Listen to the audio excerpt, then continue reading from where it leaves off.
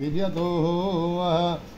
दिव्यदो सत्ययुक्तश्च शुद्धो धर्मसुतो नरः यथा न दयते ततं लोहपिण्डेन करिष्यत तथा स पतिसंयुक्तं दयतेन कदाचन अन्तरात्मनः वार्तामृतेन नैकत्वमागतः यवत्साग्नमृतौ पत्नौ स्त्रीतामनात्मानं प्रदयहयतैर्तावन्नमुच्यते सा हि स्त्रीशरीरात् कथञ्चन तत्संसारप्रयत्नेन स्वपतिं न सेवयेत सदा करुणा मनसा वाचः पत्यो जीवति तद्गतः मृते भर्तरीया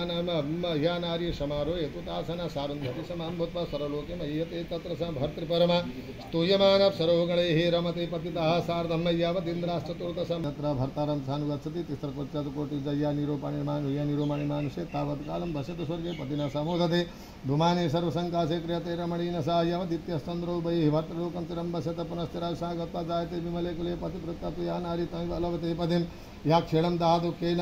सुखमेतादृशं त्यजत सा मूढाः जन्मपर्यन्तं दयते विरहाग्निना तस्मात्पति शिवं ज्ञात्वा स देवतेन तन्मा यदि न शतशतीं तमेव दह्यते सदा अर्धवा पूर्वे पूर्णो स्फोटयत तस्य मस्तकं गृहस्थानं काष्ठेन यतिनं श्रीफलेन च प्राप्यते त्रिलोकान् भित्त्वा तद्भो भवः श्रद्धेय स्वर्गीय ममतामयी वात्सल्यमयी माता वात्सल्यमयी अत्रिगोत्रीय माता नरदेवी चापागाईज्यूको आज देहावसान भएको 7औं दिन आजसम्म छोराले दिएको पिण्डजलद्वारा अथवा पिण्डजनित शरीरको शिरदेखि यो इन्द्रियका भागसम्म शरीर बनेको दिन आज तिग्राको मूल भाग माथिसम्म शरीर बनेको दिन हो आज गतजीवको मोक्ष होस् प्रेतभाव त्यागेर पितृलोक प्राप्त होस् भन्नका निमित्त हिजो हामीले 5औं अध्यायदेखि 8औं अध्याय पर्यन्त प्रसङ्ग सुन्यौं। 5औं अध्यायमा पूर्व जन्ममा नरकको भोग भोगेर आएका जीवलाई यो जन्ममा कसरी चिन्ने कस्ता कस्ता चिन्ह उपलक्षित भएर जन्मिन्छन् र तिनीहरूलाई कसरी चिनिन्छ भन्ने प्रसङ्ग कुन कर्मद्वारा कस्तो चिन्ह उपलक्षित भएर जन्मिन्छ र प्रत्यक्ष रूपमा चिनिन्छ भन्ने प्रसङ्ग बताउनु भयो। 6औं अध्यायमा माताजीको गर्भाशयमा जीव कसरी प्रवेश गर्दछ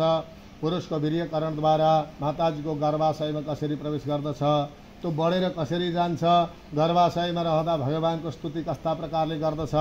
अनि पृथ्वीमा जन्मेर फेरि कस्ता नराम्रा कर्म गरेर जीव फेरि त्यो नरकको भोग भोग्नका लागि जान्छ भन्ने प्रसङ्ग बताउनु भयो। 7औं अध्यायमा जस्तो सुकै जीवनमा नराम्रा कर्म यदि गरेको रहेछ भने पनि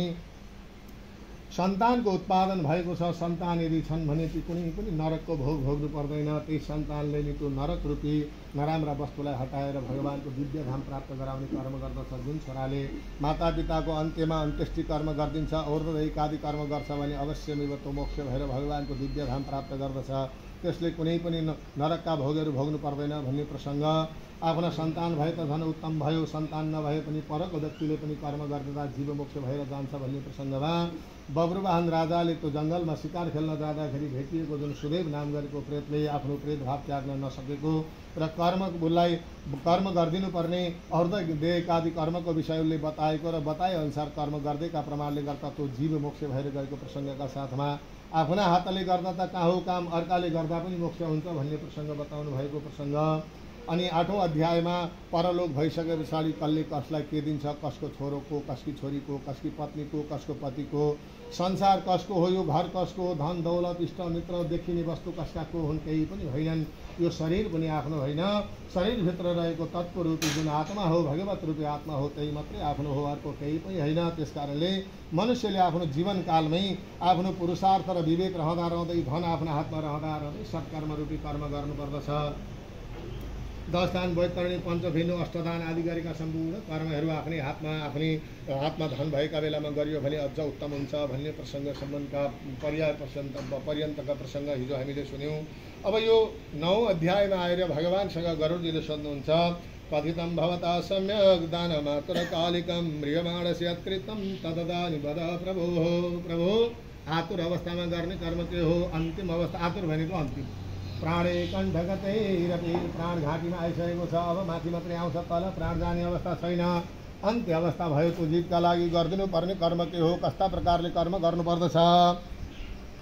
भगवानसँग गरुडजीले प्रश्न सोध्नुभयो र गरुडजीले भन्नुहुन्छ शरीर त्याग्ने विधि बताउँछु भन्नुहुन्छ। हामी गृहस्थी शरीर त्याग गर्न सक्छौँ आफैलाई त्याग गर्न सक्दैनौँ नि कहिल्यै पनि सक्दैनौँ। जतिखेर पनि हामीलाई डर के को लाग्छ भन्दा बा मर्ने हो कि मलाई त्यहाँ सानो यस्तो भएर छ मरिपाल्ने हो कि गाह्रो पो हुने हो कि गइहाल्ने हो कि यही मात्रै डर लाग्छ नि हामीलाई डर लाग्छ मर्छु कि मर्छु कि मर्छु कि मर्छु कि गर्न त कति छ त यो पनि गर्छु त्यो पनि गर्छु सबै गर्छु भन्ने छ गर्न कति सकिन्छ त्यो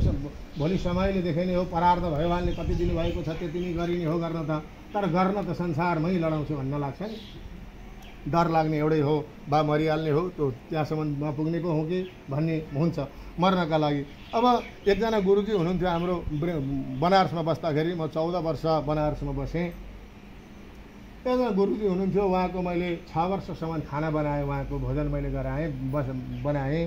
बेलुका उहाँ दिउँसो ठ्याक्क 12 बजे निस्किनुहुन्थ्यो 12 बजेबाट 12:30 बजे भोजन गर्नुहुन्थ्यो 1 देखि लिएर 1:30 को बिचसम्म बाहिर हुनुहुन्थ्यो 1:30 बजे भित्र बस्नुभएको भोलि फेरि 12 बजेले निस्किनुहुन्थ्यो अच्युतानन्दजी महाराज भन्ने हुनुहुन्थ्यो उहाँ मुमुक्षु भवनमा उहाँ गुरुले 2000 तिर होला यो आजभन्दा लगभग 25 वर्ष अगाडिको कुरो 2000 तिर होला केदारघाटमा एउटा सानो यज्ञ गर्ने मलाई इच्छा छ वैदिक ब्राह्मणहरू पनि बोलाइदिए बाबु तैँले वैदिक ब्राह्मणहरू पनि बोलाइदिए सबैजना गुरुहरूलाई पनि बोलाइदिए जसले 4 वेद पढ्न सकुन् त्यस पछाडि गएर भागवत यति अलिकति थोरै यथाशक्ति जति हुन्छ त्यो भागवत पनि मेरो सुन्ने इच्छा छ भन्दा गुरुजी आफै सिद्ध पुरुष हुनुहुन्छ म त त्यति बोल्न जान्दिनँ थिएँ त्यतिखेर डर पनि लाग्थ्यो गुरुहरूका छेउमा पर्ने बित्तिकै थर भएर त आउने बाणी पनि आउँदैन थियो त्यस्तो हुन्थ्यो यति पढिस् भन्दा पढेँ भएर त बुझाउँदाखेरि पाठ बुझाउँदाखेरि बुझाउन नसकिने अवस्था हुन्थ्यो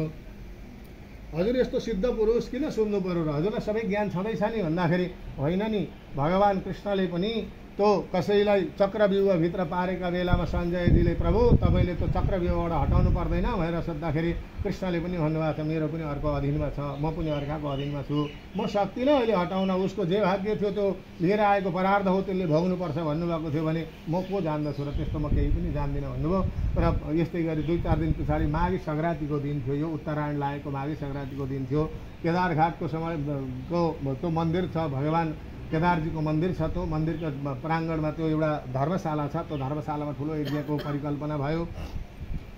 परिकल्पना भइसके पछाडि त्यहाँ एकजना करपात्रीजी महाराज हुनुहुन्छ सिद्ध पुरुष एकजना हातमा मात्रै थापेर खानुहुन्छ अहिले पनि हुनुहुन्छ उहाँ करपात्रीजी महाराज हातमा यसरी एक टाइम बिहान 12 बजेको समयमा बिहानको समयमा मध्याहको समयमा लिनुहुन्छ यो हातमा 3 चोटि तपाईँले जे दिनुहुन्छ त्यो खानुहुन्छ तेस्रो पटक खाइसके पछाडि चौथो पटक उहाँले पानी पनि पिउनुहुन्न उहाँका हात सुकेर यत्रा छन् खुट्टा सुकेर यत्रो छन् घाँटी यत्रो छ तर पनि हेर्दाखेरि सूर्यको जस्तो तेज झलझलाकार स्वरूप छ अहिले पनि हुनुहुन्छ त्यस्ता प्रकारका सिद्ध पुरुष र त्यो केही प्राङ्गणमा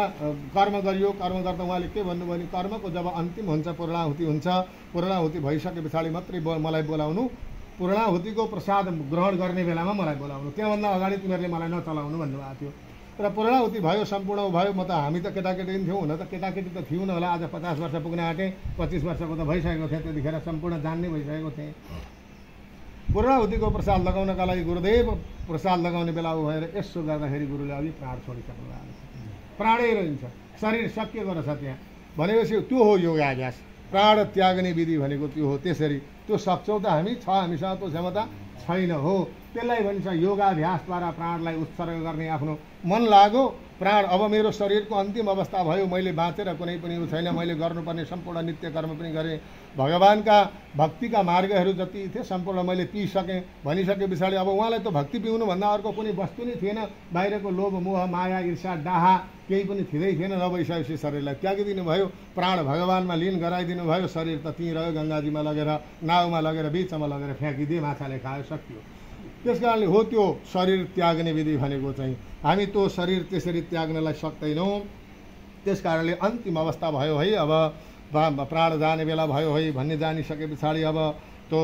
तुलसा घरको बाहिर तुलसाको मठका छेउमा गोबरले मण्डल बनाउने जहाँ गोबरले मण्डल बनाए तुलसीको वृक्षको छाया जहाँ छ त्यहाँ भूत प्रेत पिशाच आदि गरेका नराम्रा वस्तुहरूको प्रवेश कहिल्यै पनि हुँदैन गृहस्थीको घर भनेको पहिलो मन्दिर हो त्यसमा पनि बाहिर राखिएको आँगन भगवान् विष्णु साक्षात् लक्ष्मीनारायणको मन्दिर मानिन्छ तुलसीको मठ भनेको त्यही मठका नजिकै गोबरले मण्डल बनाउने जहाँ पाप र भय नाश गर्ने अनि भगवान् शालिग्रामलाई ल्याएर स्थापना गर्ने त्यो गोबरको मण्डलको छेउमा ठाउँमा शालिग्रामको शिलालाई स्थापना गर्ने। अनि त्यो प्राण जान लागेको व्यक्ति छ, अन्तिम अवस्थामा पुगेको व्यक्ति छ, त्यसलाई त्यो तुलसीको वृक्षका छायामा बनाइएको गोबरको मण्डलका छेउमा एउटा सेतो कपडा अथवा त्यहाँ बिछ्याउने कुश तिल आदि बिछ्याउने। कुश र तिल किन बिछ्याउने भन्दा कुश भनेको भगवानको विभूति हो, भगवान विष्णुको विभूति हो। तिल भनेको भगवान विष्णुको पसिनाबाट उत्पन्न भएको हो, त्यसलाई कुशलाई विभूति मानिन्छ भने भगवान विष्णुको रौँबाट उत्पन्न भएको विभूति मानिन्छ, कुशलाई भने तिललाई पसिनाको स्वरूप मानिन्छ। त्यस कारणले तिल 3 प्रकारका हुन्छन्, कालो हुन्छ, पिलो सेतो हुन्छ, खैरो हुन्छ। हामी भोजपुरमा बसुन्जेलसम्म कालो र सेतो देखेकै थिएन, खैरो मात्रै देखेको थियो हामीले, यहाँ आएपछि मात्रै कालो तिल देखेको यस्तो। र त्यो 3 प्रकारका तिल राम्रो, कालो चाहिँ राम्रो, सेतो नराम्रो, सेतो राम्रो, खैरो चाहिँ नराम्रो होइन। जहाँ जस्तो प्रकारको पाइन्छ ती 3 प्रकारका तिललाई पवित्र मानिन्छन्। त्यो तिल र कुश त्यहाँ भगवानका विष्णु स्वरूप अंश स्वरूप वस्तुलाई त्यहाँ